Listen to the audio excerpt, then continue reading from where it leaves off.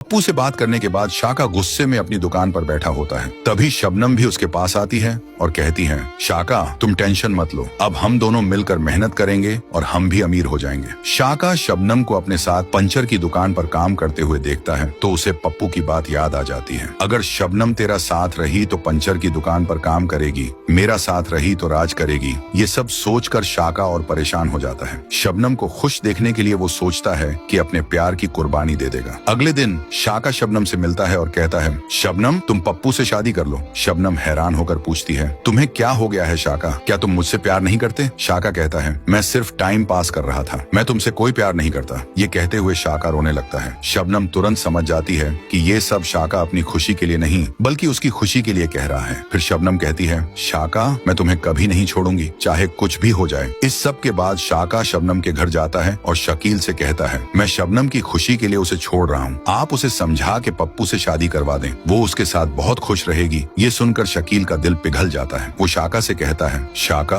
जा, मैं तुझे 6 महीनों का वक्त देता हूँ, अगर इन 6 महीनों में तू ज्यादा नहीं बस इतना पैसा कमाने लगे कि मेरी बेटी को खुश रख सके तो मैं तेरी शादी उससे करवा दूंगा, नहीं तो फिर शबनम को भूल जाना। ये सुनकर शाका खुशी खुशी शबनम के पास आता है और कहता है, शबनम तुम्हारे पापा मान गए हैं, उन्होंने मुझे 6 महीने का टाइम दिया है, अगर मैं कुछ बन गया तो हमारी शादी हो जाएगी। ये सुनकर शबनम भी बहुत खुश हो जाती है और अगले ही दिन शाका शहर की तरफ निकल पड़ता है पैसा कमाने के लिए। अब सवाल ये है, क्या शाका कामयाब हो पाएगा या नहीं?